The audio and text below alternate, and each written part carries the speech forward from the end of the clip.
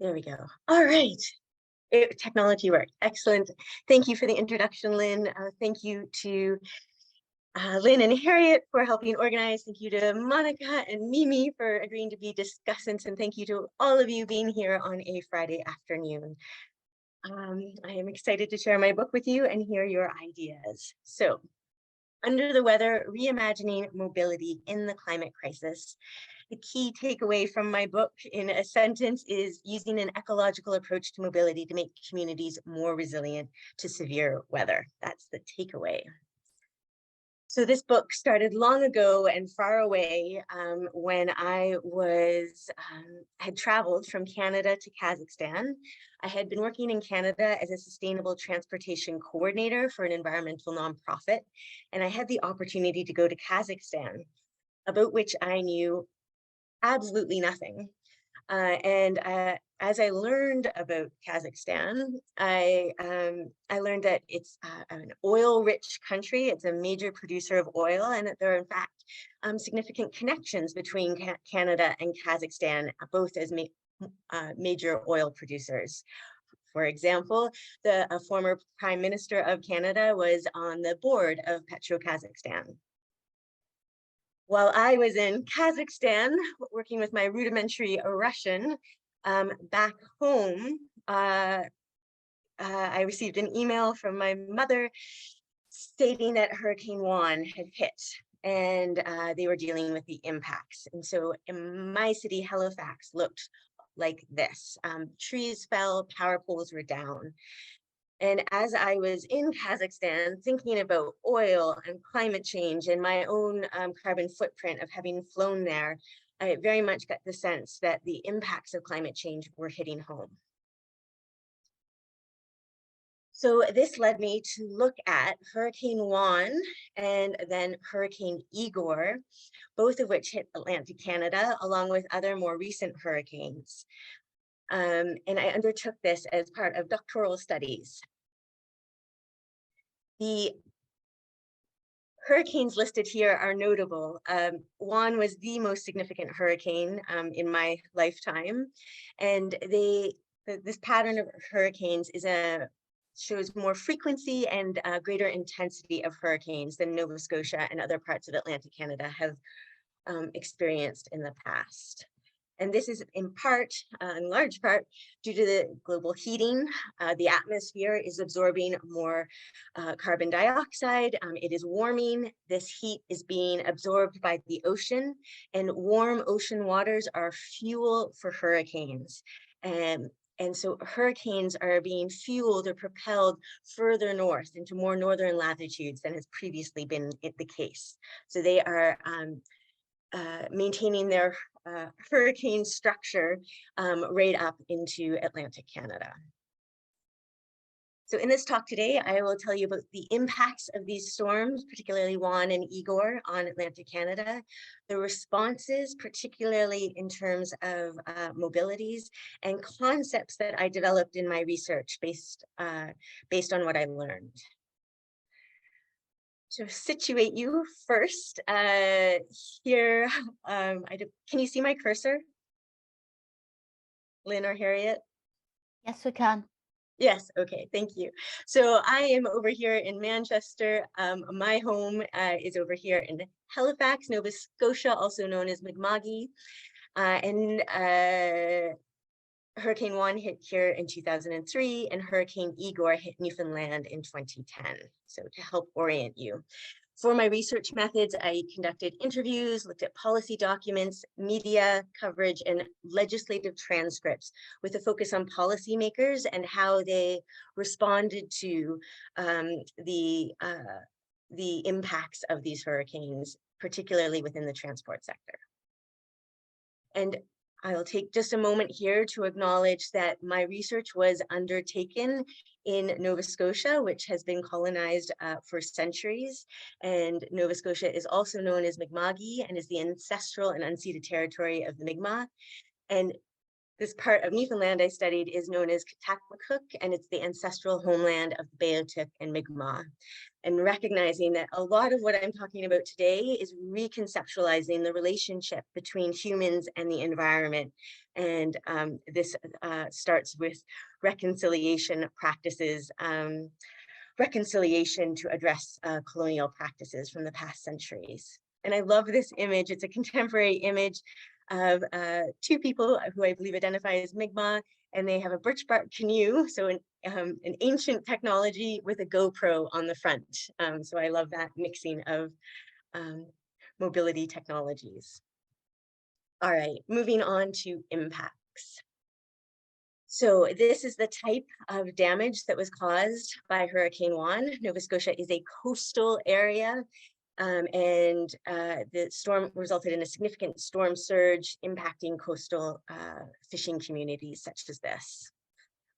So fishing boats, ferries were impacted, trees and power poles went down, blocking roads, creating a bit of a playground for children here, but it was a far more serious situation. As one emergency manager says, that the scale of the damage was almost unimaginable. We're dealing with loss of critical infrastructure because the trees were down. You couldn't get fire trucks or police cars or ambulances down certain streets. So you imagine if a loved one had a heart attack, for example, how would you get them to hospital in this setting? The storm impacted shipping and rail as well. So in short, the Hurricanes Juan and Igor impacted all facets of mobility and all the things that rely upon that. So getting to school, getting to work, accessing healthcare, everything, mobility is built into the DNA of our mobility, of our societies. And so when the mobility system goes down, there are many repercussions. Hurricane Juan was defined by high wind speeds and a storm surge. By contrast, Hurricane Igor was defined by intense rainfall. It was the third wettest hurricane in Canadian history when it hit. And it resulted in road and bridge washouts, flooding like this, and significant road and bridge washouts that isolated 100 communities for more than 10 days. Essentially, the main way in and out of that place was gone. One journalist reflected on this and she said, "I never imagined life without a highway. No connection between communities. The 35-kilometer route that I took every day to get to work was practically obliterated. Guardrails hung like a slack clotheslines across huge gaps, and asphalt was ripped apart like paper." In my book, I draw on the work of poet Sue Goyette, who's from Nova Scotia, and because her work from her book Ocean just really resonates with the themes that I raise in my book. And she writes in one poem, "We realized then that we lived on a peninsula and the rocking for water surrounding us was actually the ocean slurping." This is a part of the world defined by peninsulas, and these storms, Juan and Igor, exposed the vulnerability of communities to these severe weather events. And this realization that the ocean is ultimately in charge. We are neighbors and vulnerable neighbors at that. So moving into the second part of my talk, responses. So I looked at this through the lens of the disaster management cycle, preparedness, how did we prepare once we knew that these storms were coming, the response in the following hours and days, recovery in months and years, and ongoing mitigation. So first step was battening down the hatches, and this is a familiar concept if you live in Atlantic Canada. People know how to prepare for storms. And whether this is bringing in lawn furniture so it won't blow away, or mooring ships at sea so they won't crash into wharves and destroy that coastal infrastructure. It meant bringing offshore workers who are working on offshore oil rigs back to the mainland. It might mean bringing students home from school early so that they're not stuck at the school. it also means not, well, there is a mobilities link, but it's common practice in Nova Scotia to ensure that you have storm chips. Chips are crisps for the UK amongst us, and it's a common, a bit of a running joke to ensure that you have your storm crisps so that if you are without power for a given amount of time, you are not without the comfort of junk food, essentially. All right, moving on. Another response was to the charismatic mobilities of the hurricanes. So in my book, I talk about charismatic mobilities and the idea that these high winds, big waves, they have this charisma. They appeal to people, and some people are tempted, despite warnings, to go down to coastal areas and experience and feel the force of ecological mobilities.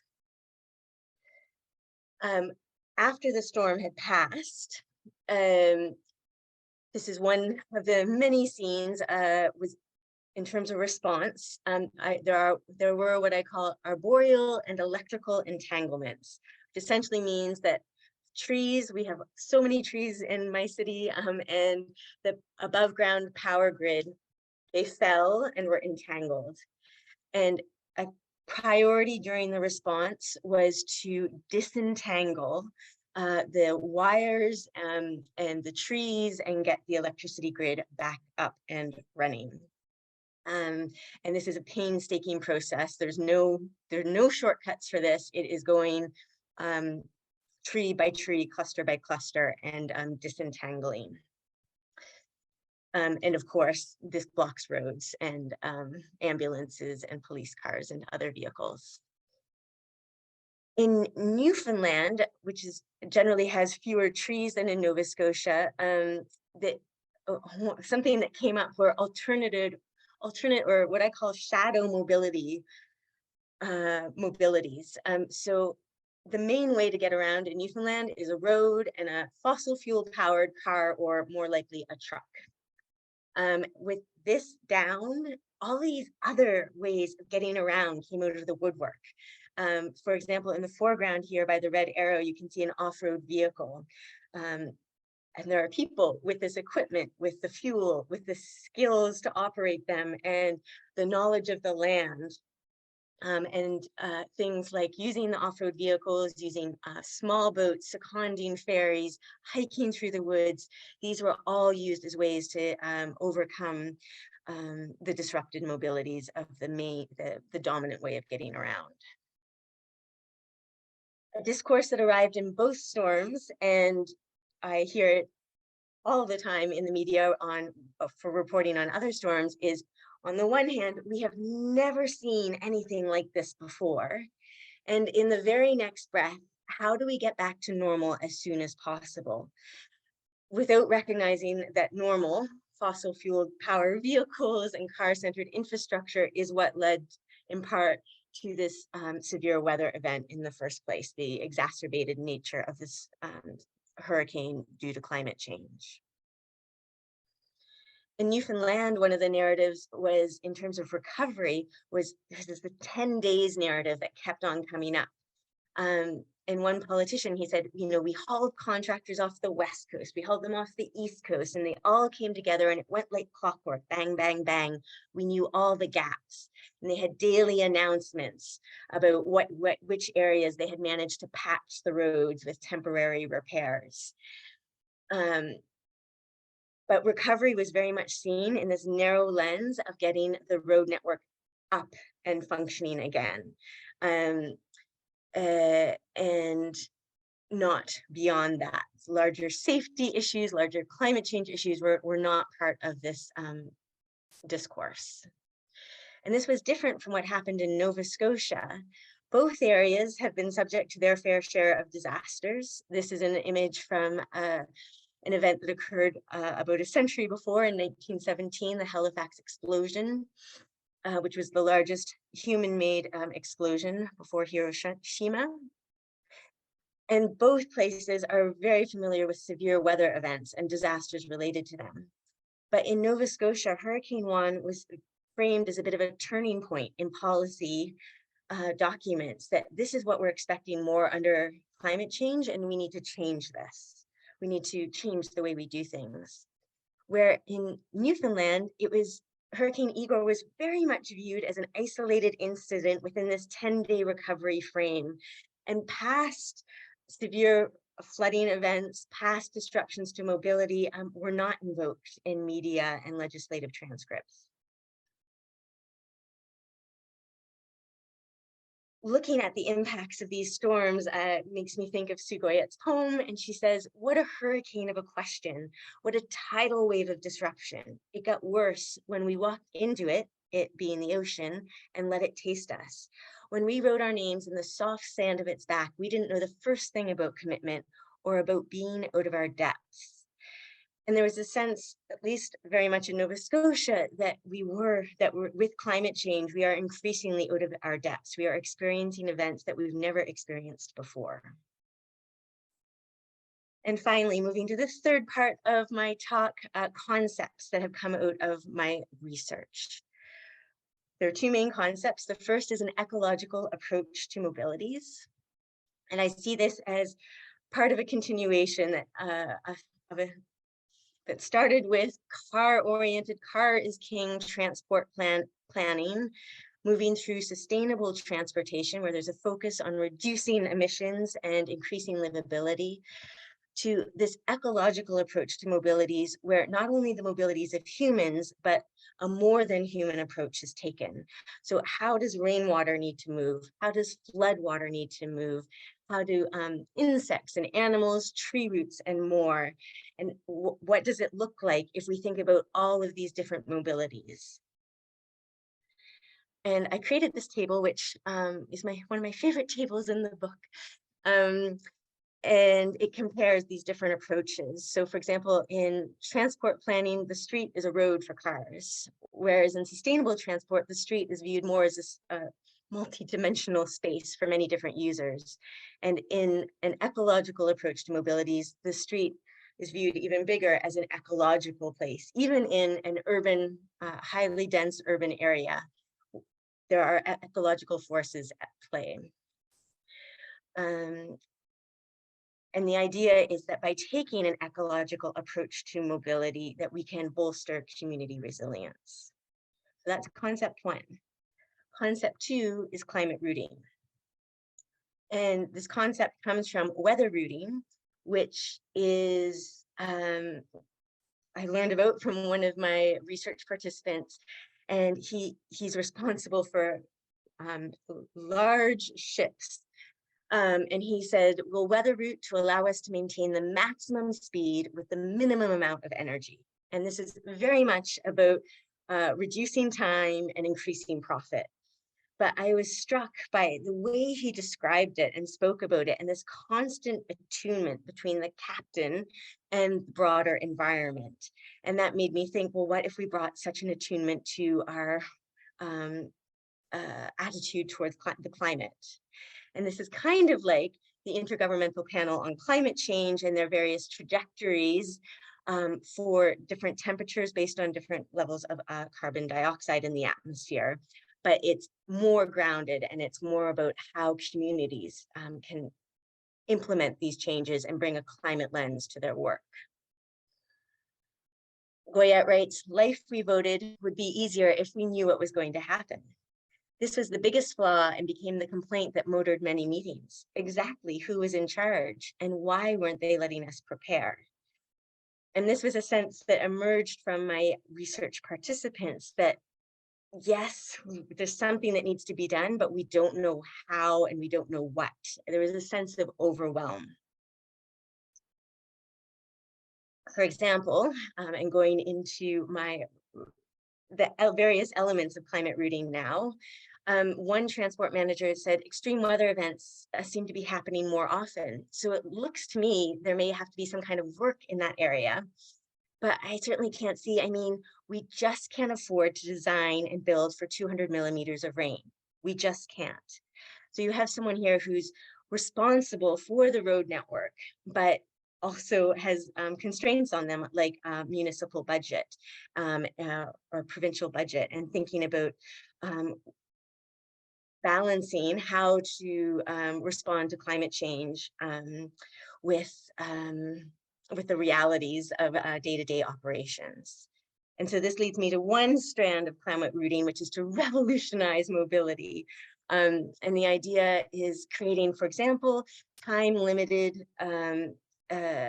committees, working groups made up of local experts and community members who think about how can we transform mobility in our community with a view to decarbonization and increasing resilience. The next strand within climate rooting is a conversation, and these are representative conversations. This was one NGO rep, and she said after Hurricane Igor, we needed to get supplies from here to there. And these supplies were things like insulin and methadone, as well as getting patients to chemotherapy and dialysis appointments. And this leads to the strand within climate rooting of prioritizing vital mobilities, identifying, given disruption due to a severe weather event, what do we need to prioritize the movement of? People, professionals, energy systems, pharmaceuticals, medical equipment, and thinking about how do we actually enable that. A third strand leading into this one, another NGO representative, she said, and then you see events like Superstorm Sandy. So what this says is this is more and more possible, and that Superstorm Sandy could have been easily Halifax instead of New York. And there's a sense of anxiety and stress around these severe weather events. And to this, I propose the idea of embracing green and blue and building a more familiar, intimate relationship between people and the environment and climate. And this can take a number of expressions, one of which here is a form of citizen science where data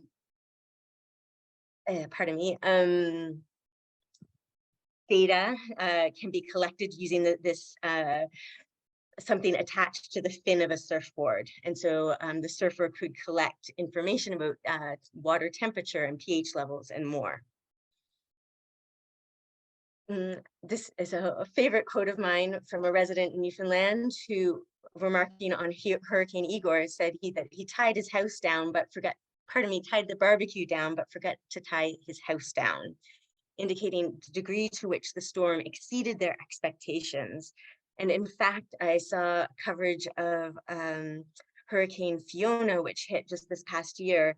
And I saw a house where someone had actually literally tied straps over the whole entire house so that the roof would not blow off.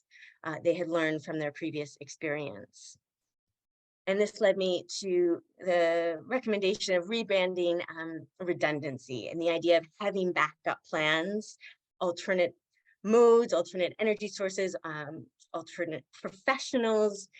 And to this, I draw on a local example of traditional root cellars. And that's what's depicted in the photo here, whereby before refrigeration was available, vegetables would be stored underground to tide families and communities over until through the winter. Another strand is one transport manager remarked about Newfoundlanders, and he said, what I find with Newfoundlanders is that they're very diversified. A lot of them have quads and skidoos and boats and generators. They coped very well. And so this led to this idea of flexibility, which relates to redundancy, but are there alternate ways to achieve the same means? So getting, in this case, it's milk and bread out to this island. Are there alternate ways to do that if the road network goes down? And having the skills, the technology, the familiarity with the region to actually undertake that. And finally, another final strand of climate rooting is having an ethic of care. And this is something I continue to think a lot about. This is an image of the Red Rebel Brigade. And when I was fortunate enough to attend COP26 in Glasgow, a couple of years ago, and there's this moment where I was on a train to the event, and there were about 8 brigade members standing on a train platform silently in this costume, holding hands, and it was a very concentrated experience. But there was something about the fact that they were holding their hands that really captured my imagination. Something about the intimacy, but also the seriousness of the event of climate change. And I saw this in Nova Scotia. There was significant flooding, an unnamed storm. And this is a still from a video whereby a road or bridge is washed out, and there's a community member on either side of this rushing loud river. They've managed to rig up a pulley system, and they have a plastic milk crate, and they are using that to get goods back and forth to the community that's been isolated by the road washout. And there's something about this effort to connect and almost hold hands, but the modesty of it in the face of global climate change, and the fact that this disruption is being managed and handled by community members. So that is it in a nutshell. We've covered impacts, responses, and concepts related to Juan and Igor. And with that, I will turn it over to Mimi and Monika, or technically Monika and Mimi. Thank you very much. Thank you so much, Stephanie. I'm glad we got you back, and that was just fantastic. So thanks so much. We'll move on to Monika. We might get through Monika and Mimi, but if we need to break again, that's what's happening. So let's go straight away to Monika. Thank you. Okay, thank you very much, and fantastic, Stephanie. I thank you so much for inviting me to comment and read the book fully. I've really enjoyed reading the book. It's been such a pleasure intellectually, and also just the pure reading. It's a really good read. I really enjoyed the depth of empirical detail and your concepts, the combination of investigative critique, creative normative analysis, telling us what we should do with recommendations based on your communications with the people affected, and your buoyant and imaginative optimism in this. I really loved the format. Stephanie's incorporated poetry and some of the pictures that you saw, the drawings.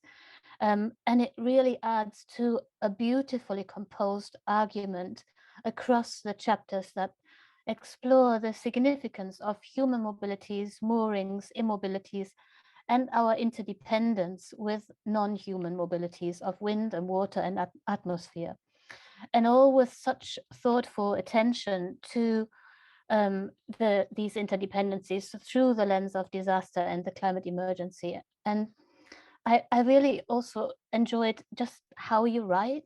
You write in such a energetic, personal, incisive, observant, clear way. It's really a joy. And I thought I'd actually read people the very start of the book to give you a taste of those pleasures. So this is from the very first page. When Hurricane Juan hit Mi'kma'ki, Nova Scotia in 2003, 20-meter waves snapped the moorings of weather buoys in Halifax Harbour. Millions of trees across the province fell. Blocked streets made travel treacherous for emergency and power crews. When Hurricane Igor hit the neighboring island of Uktakmak, Newfoundland, in 2010, road and bridge washouts isolated more than 100 communities. People struggled to access food, fuel, and medical supplies. A damaged fish processing plant was closed rather than repaired. Lives were lost. Provincial governments declared states of emergency. Meteorologists retired the names Juan and Igor. And then she says, fossil-fueled mobility contributes to climate change. Severe weather, intensified by climate change, disrupts mobility.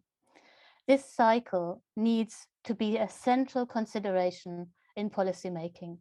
So on that very first page, you get a really powerful poetic description of the impact that extreme weather disasters have on human mobilities, and a sense of the importance and meaning of this clash of human and Anthropocene mobilities, and an incisive analysis that goes beyond just a critical unpicking of these interdependencies, a statement of what we must do. I really love this commitment to what Rosie Braidotti calls affirmative critique, going beyond analysis and making analysis a motive force for change. And I'd like to pick out 3 highlights that stand out for me, Stephanie, and I'm going into a bit of the detail of the book, but the first thing that really struck me, you've picked out vital materialism at the heart of your ecological approach to mobilities. And that, I think, allows a real step up in understanding the fractal and multiscalar interdependencies between human and atmospheric mobilities. And the performativity of every move we make, every flight we take or not take, makes a difference. Or how the plastic that we chuck in the bin comes back to cause cancer in our guts because the microplastics that we eat with the fish that we eat, a circulation that Satya Savitsky actually was really eloquent about. I really love what you do with this. It is also, I think, for me, really amplified by the poetry and the stories and the artwork you have woven through the book.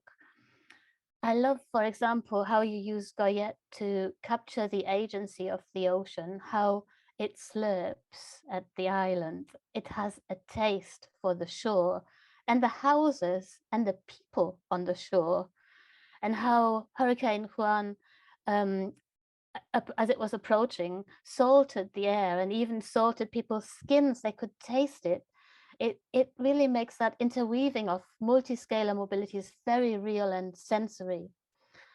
And you link this to this visceral experience of vital material agency to your juxtaposition of charismatic and catastrophic mobilities.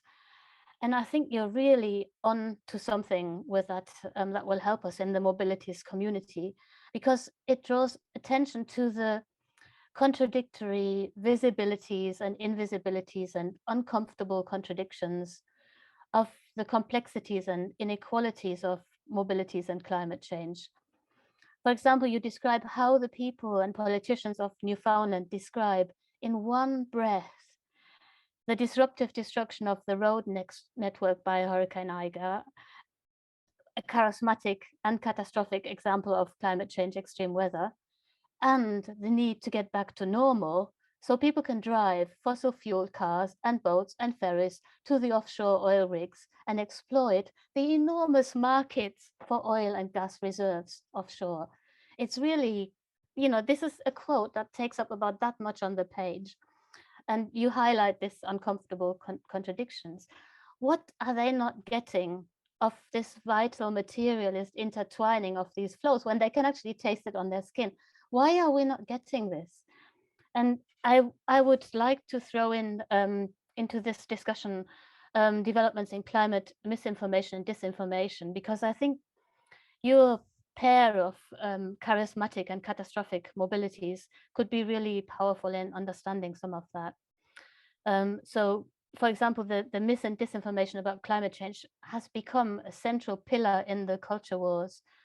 And during COP26 and 27, human and machine actors, bots, were running hot with misinformation, woke washing messages, highlighting the effect of cobalt mining for electric vehicles, for example, or that gas is actually a clean energy, really, while we're transitioning for however long that might take us. And there's also outright deceit, all to protect the vested interests in continued fuel extraction and consumption. So on Elon Musk's Twitter, climate scam actually topped the charts, and nobody knows why, because when people look at the data, it shows that climate crisis and climate emergency is actually much more used. There's much more engagement. So what's going on there? What are the catastrophic and charismatic mobilities there? I think because they seem to focus on charismatic things like liberty, and they are catastrophic because they delay action.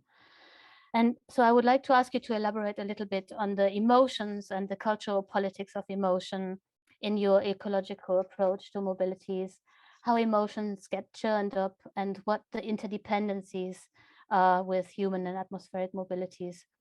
Could we use the climate routing recommendations that you give also with a view to informational mobilities? And I'd also like to ask you to elaborate your critique of Beck's emancipatory catastrophism with your climate routing recommendations. I really like how you're going beyond critique and try to shape careful human ecology relations. But I wonder what climate routing actually is. Is it an insurance to help us be more resilient? Or does it actually infrastructure for attuning us to the complexities and change? We are so in love with control, you say in your last pages. Does climate routing help us to get the fractal interdependencies and actually change, and how does it do that? And a final question, given that I enjoyed this so much, I would like to know what pleasures did you get out of writing the book? And that's it. Okay, thank you. So I'm so happy to be here, to be part of this discussion with so many CeMoRe colleagues here, past, present, and hopefully future, to keep building this great community of mobilities scholars and researchers and thinkers. Stephanie, what a wonderful book. I so enjoyed reading it. Monika has given such a beautiful sort of taste of the feel of the book. I won't try to repeat that, and given our time constraints, I just say I loved it. I loved the writing. I loved reading it, but I'm going to go straight to some sort of questions. With it being, just a wonderfully reflective and imaginative book that addresses really how quite specific communities can reimagine mobility in the face of the climate crisis. And you bring us such a grounded local view of the response to the hurricane-driven disruption of mobilities and of life, really, in these two Atlantic Canadian provinces. At the same time, you also are developing these wonderful theoretical frames, concepts for thinking about this experience. And it really helped me think in new ways about, specifically about the very practical, coordination of people, infrastructure, and environments that are all being put into motion in new ways by the changing climate and the weather extremes that this has brought, well, is bringing all around the world. And I have to admit that usually I'm used to thinking about hurricanes as tropical cyclones that hit the sort of mid-latitudes of the planet. And so it was novel for me to really think about hurricanes so far north. I mean, in my head, I know that they go there, but I haven't really spent that much time thinking about it. So with that said, I was especially interested in trying to take some of your concepts and see how they travel. How do the climate mobilities experiences that you describe work for me to think about Caribbean islands and Caribbean hurricanes?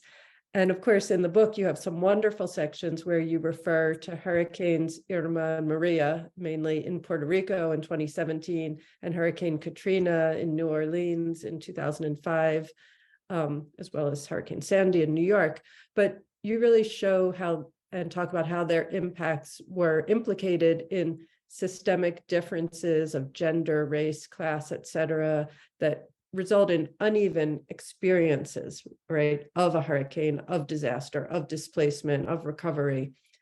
And you talk about how those hurricanes taught us of the ways in which the extremes of weather can intensify climate injustices, mobility injustices. And as part of that, you have a really nice discussion that I appreciated of climate mobilities and climate colonialism as part of thinking about these issues, especially in the Caribbean. But in my remarks, I'm going to kind of focus on 4 of your concepts, and I want to try to tease out some of those comparisons across the tropics and the northern latitudes a little bit further.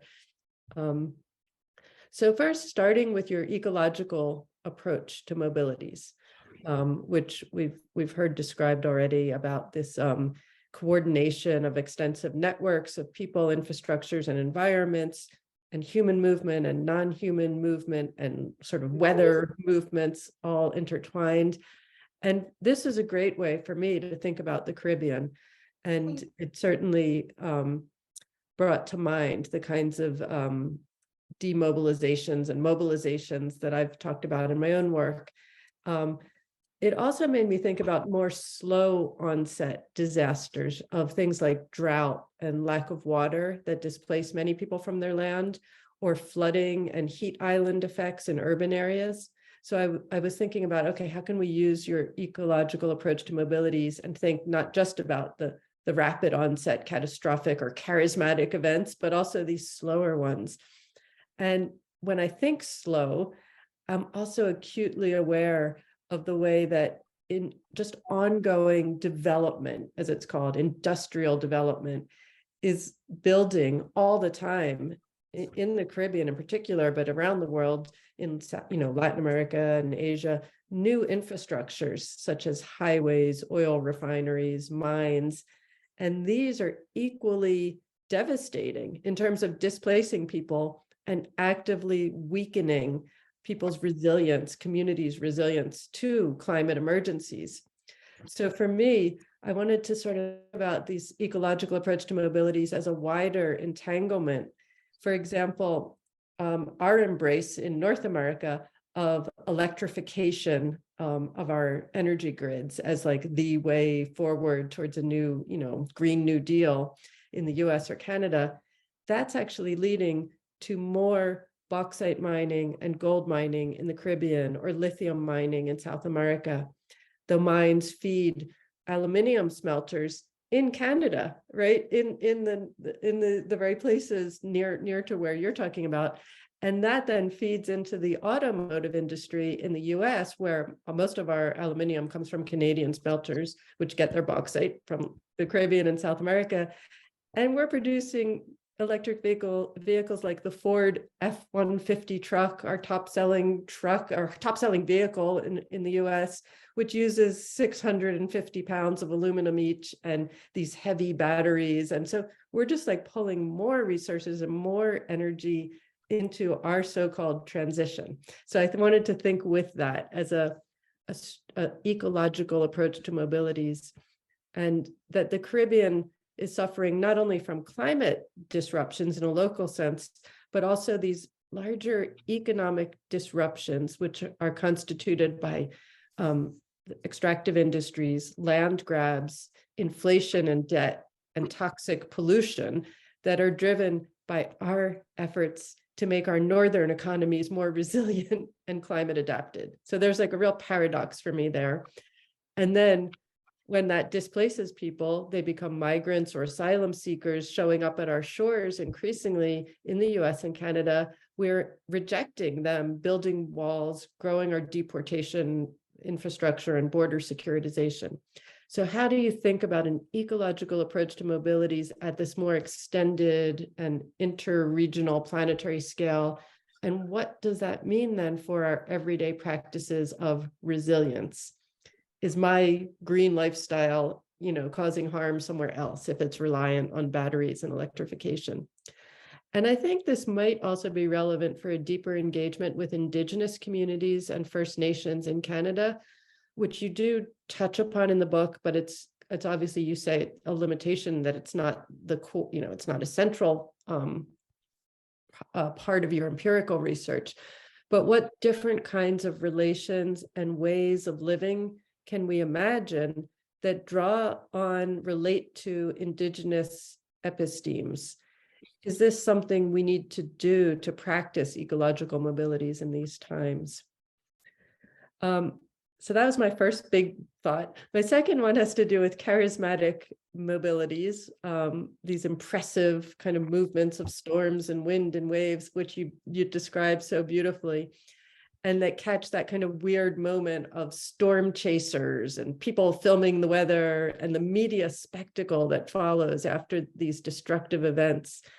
And sometimes the awe at these like large scale events tips into what I call a sort of more tawdry kind of voyeurism that some people call disaster porn.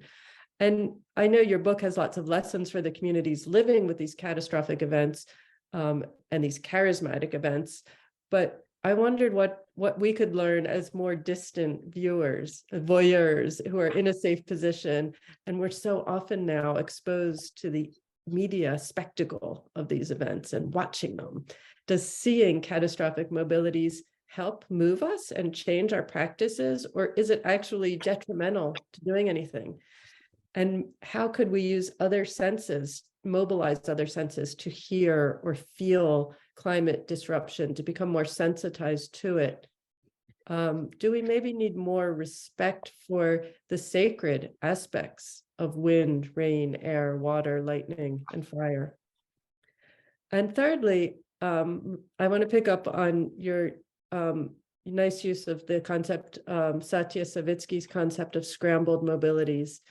And it's a great idea and it reminds me of all of the marginal, alternative, minor mobilities that people engage in and that are significant resources and skill sets of practical know-how, whether it's like canoes and sailboats, snowmobiles, skis and sleds, drone hobbyists and ham radio operators, people with solar microgrids, or capabilities for what you call these shadow mobilities.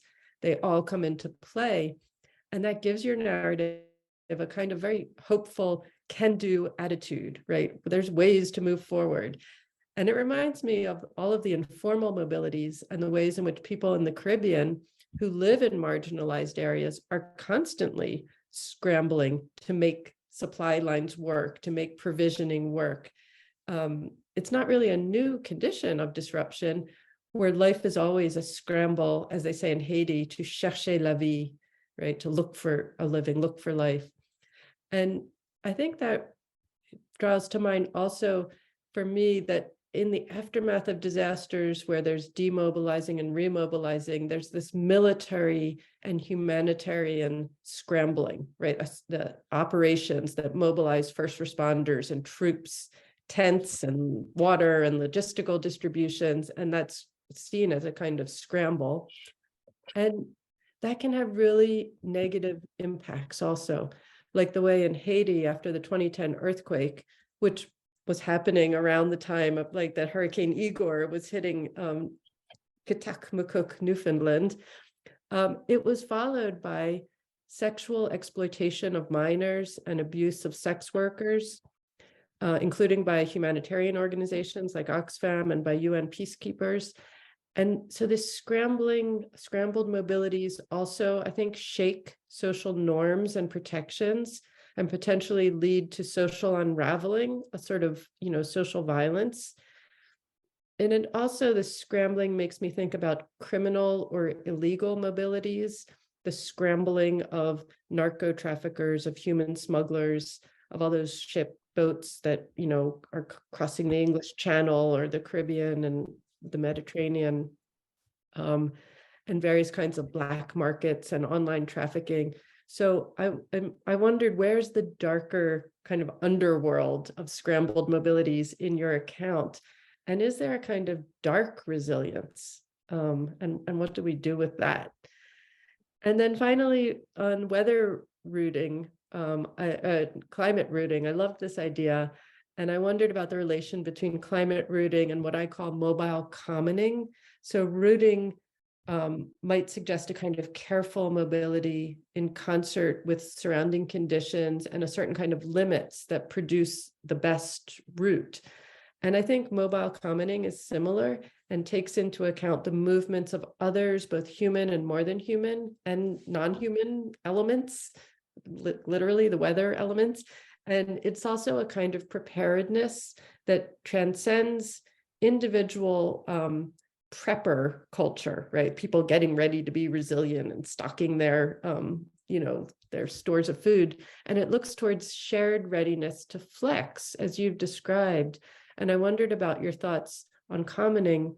Can commoning transcend regional, local, or like national boundaries? Can we think of ways of helping each other across borders and boundaries? And can commoning cross multi-species boundaries, allowing all living entities to help each other to sustain the complex web of life on our planet? And I'll stop there. Thank you. Mm-hmm.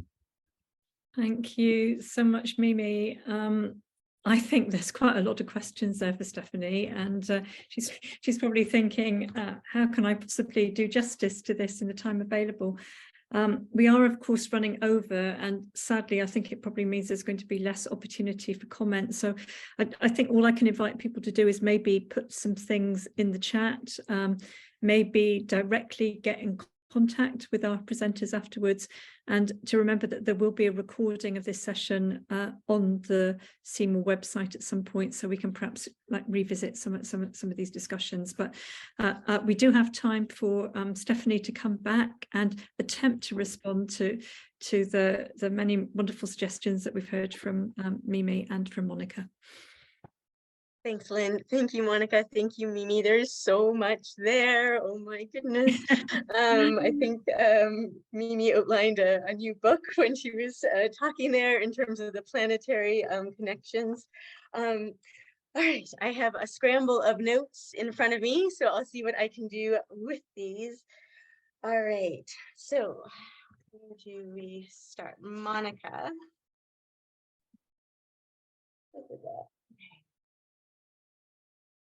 So Monika, I am not familiar with the term affirmative critique, but I really appreciated that. I think that is something I will be picking up on. Thank you. You so many points here. So you had a point regarding charismatic and catastrophic mobilities and the mingling of the salt air on the skin and in the air, and this push to get back to normal, and when normal might be working on oil rigs or going out to Alberta to work in Fort McMurray, and how are we not getting it? And I think that's such a huge and such an important question that I'm going to be reflecting on for the case of Newfoundland, which has traditionally been less economically well off than other parts of Canada. I think there's this scramble and a sense of continual economic scramble. With the collapse of the cod fisheries in the 90s, then it was this scramble towards oil and gas. And now it's this clinging, until very recently, a clinging to oil and gas and the economic benefits of that. And only very recently have they broadened their energy profile to include wind and the development of wind. So it was very much a clinging to this oil and gas, which I think is perhaps symptomatic of the economic struggles they've had in the past, and speaks to some of these injustice issues in terms of if a community has been not very well off for a long time, the climate may not be a priority, despite the mingling of the salt water and on their skin and the increased storm intensities. It's a clinging to fossil fuels and a clinging to the status quo. So I'll reflect more on that. You also mentioned, Monika, about climate misinformation and Twitter and algorithms, the cultural politics of emotion, and does climate rooting apply to all of this? I certainly had not thought of that before you had mentioned it. You mentioned in a note that you had sent me about the protests around the concept of the 15-minute city, which my students had just alerted to me this past week. I had not followed that story in Oxford, where there were apparently thousands of people out protesting this concept of having everything you need within 15 minutes. And trying to tie it all together here.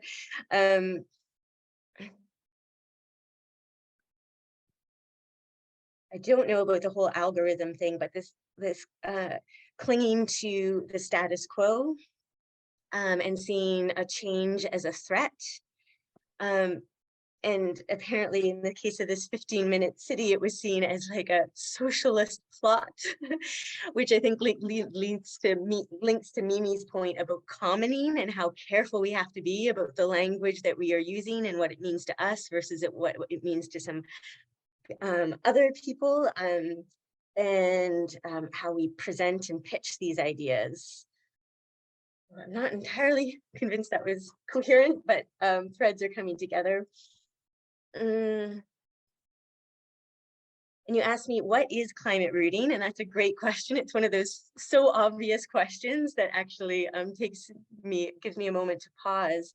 And I think partly it's a paradigm, but partly and more so it's a how-to manual, a toolkit for communities to help through thinking at the local level. And so, yeah, that's a thought there. Keeping it moving. On to Mimi's comments. Stephanie, yes. Thank you, Monika. There's so much there. I will be thinking about it more. Would you like to respond to anything in the chat? Yeah, you'll put some thoughts in the chat. Okay, great. Thank you. Mimi, thank you for all your kind words as well. Yeah, your point about the planetary mobilities, which I just touch on in the book, but don't address, I think is really important.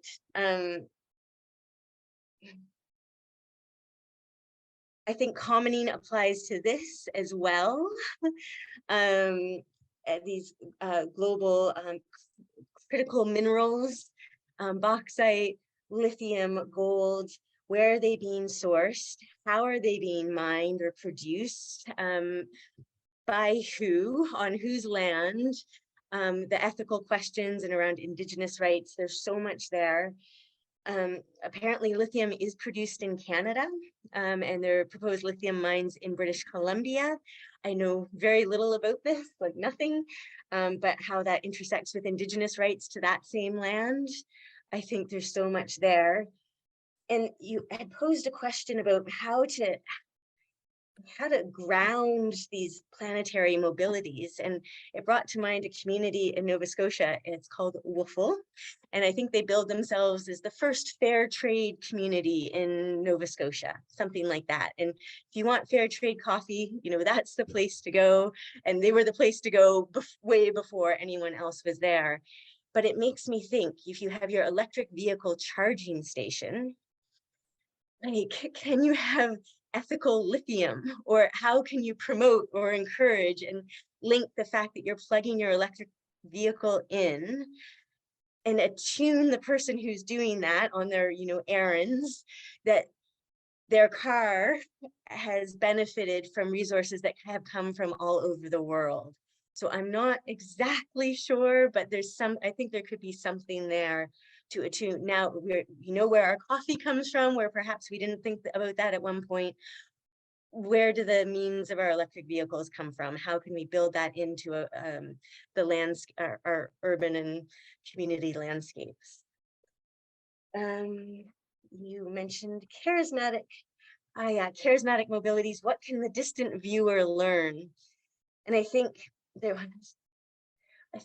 distant viewer is less and less common as these events become more and more frequent. So they will have hit a community, if not our own community, a community near us. So I think the concept of the distant viewer is changing. I think seen, never before seen events. What came to mind first when I thought about your question was the heat dome that hit Western Canada, a place that's not accustomed to extreme high temperatures, and lasted for 5 days. And I don't have the evidence, but I suspect municipalities across Canada were creating or reviewing their heat preparedness plans for their communities as a result of that one extreme event. So I think they can attune us to certain events, but I think also likewise from people who don't have a capacity to act, they might be alienating and cause people to throw up their hands and say, well, what can I do? I'm not sure. I also think we need to, a whole different area to look into is climate reporting and media accounts, and going beyond just those first few, the spectacle, getting it, showing slow disasters or disasters weeks and months after they've happened and the ongoing impacts. So I think that's another thread in there. The darker side of resilience, I so had not thought of this at all. Elon Kelman, who's a disaster scholar, was concerned that my use of the term climate emergency might provoke anxiety and not a tone of optimism. And your question about darker resilience takes me in the opposite direction. And there's, I had a little brainstorm, and so darker sides, price gouging for generators and air conditioners. There's an anecdote that I did not include in the book because it was not part of a formal interview, and I'll say it in broad terms, but there was essentially someone who was a mayor of a small town, but also a contractor. So every time the road washed out, he got business. So it was not in his interest to increase the standard for the road because he profited directly from that. So that's a very small, there was, people had community barbecues. So there was no power, food in freezers was going bad. So rather than let it go bad, people had community barbecues. But what we didn't see talked about is so much was households and communities where there's high levels of food insecurity. So disruption isn't cause for a little impromptu neighborhood event, but actually people do not have enough food in the first place. So you've prompted my thinking on the darker aspects of resilience. And finally, one last point, yes, the mobile commenting, which I did not address in the book. I wonder if I could think about climate routings rather than routine, so multiplicities rather than singularities. There's car shares and bike shares and community tool sheds and gardens, and I mentioned an idea based on root cellars. And that was a way that families, but also communities could store food. And I proposed transferring that to medical goods and power sources. And so I think that has an interesting potential for commenting that I could explore in terms of that language. So I'm going to conclude there, but thank you both very, very, very much.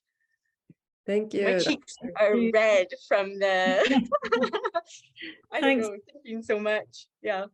Everyone, I should just say, Monika's just posted something really interesting in the chat as well, in vis-a-vis the dark resilience debate. So, yeah, this is absolutely fantastic. We are running out of time, but Mimi and Monika, if you're still there, do you want to come back for a final word yourself? And then in the last minute or two, I'll just see if we've got any friends around the world who would like to come in as well. I think we should just see if there's any questions in the audience. Okay, yeah, because we have technically got about 3 minutes left before the session ends. So if anybody's there, please come in. I see, I can see a few people up there. The easiest way is going to be for you literally to come on screen, I think, because that's going to be the fastest way. So if you would like to participate, offer any comment, please come in. Lysay also asks, how do we continue this conversation? Maybe we could think of ways of continuing the conversation, you know, in a yes, I mean, we could make a reading group. We could read Stephanie's book together. Yeah. Yeah. Let's give some thought to that, That, because yeah. there has been such a terrific response to this. You know, people are here for a reason. They, you know, they want to join in this conversation. So we'll maybe put our heads together about creating some Yeah. kind of Oh, we space. can see you on the screen, Leszek. Do you want to speak? Yeah. You're muted. Can you see me? Can Yes. you hear me? I just thought this was absolutely wonderful. Thank you all for giving such a wonderful set of comments and having it be so interdisciplinary. And I'm in the US, but we're also talking about what are indigenous and international responses. And I just boosted a student-led conference that was about refugeeism. And there are just so many interconnections that I would love for us to have a larger conversation, be it a book reading or to have a follow-up conference that maybe all of us can zoom in or do some type of online, because what I notice is that we haven't really had input from our global South partners, and I would love for that opportunity to also happen. I know that Mimi was touching upon that a little bit, but this is a global issue that we would benefit from a coordinated, sustained global response. So thank you all so much. Well, thanks for your comment. That's wonderful. Thank you. Yeah. Thanks, Lacey. Yeah. Anybody else like to come in? I'm just looking in the chat as well. Of course, people are now beginning to send apologies because they have to leave because we're up to time. I actually, talking about scrambling, I actually feel that in difficult circumstances, we did actually manage to pack quite a lot in there. So yeah, well done to everybody for that. People like the idea of reading groups, whatever. So we get the message. I think there's a call for a bit of a follow-up to this session because it's generated so much interest. So just final words then, maybe to our panel. Stephanie, what was the last thing you might like to say? I can't get over how red my cheeks are. I think there was just the intensity of all the ideas from Monika and Mimi and trying to respond to those. You've given me so many wonderful ideas to carry my work forward. So I very much appreciate that. And I'm very much open to the idea of carrying on the conversation. And thanks to everyone who attended on a Friday afternoon and stayed with us through technical glitches. You are wonderful. Yeah, fantastic. And Mimi, Monika, any final word? Just say thank you to Stephanie for sharing this work, for CeMoRe for organizing this event. I think there's climate adaptation networks like forming around the world, and we can help to try to build bridges and communication between different regions that are dealing with these issues. And your book is a really helpful start for doing that. So thank you. Yeah, Right, that's Monika. same for me. Yeah, thank you for organizing it. Thank you for writing the book, Stephanie. It was fantastic. And yeah, maybe we can make, if we continue reading and discussing, maybe we can try and make it really interdisciplinary, that we actually not just academically, but also engaging groups who are experiencing extreme weather. Would need careful thinking about how to do the format then, because we can't necessarily expect them to read the whole book. But with little presentations from Stephanie, I don't know, maybe. Just one final thought. I think, Monika, you had asked me about the pleasures of writing the book, and this conversation has been one of the pleasures of writing the book. It's been delightfully social and engaging compared to the isolation of writing. So yes, thank you. Thank you.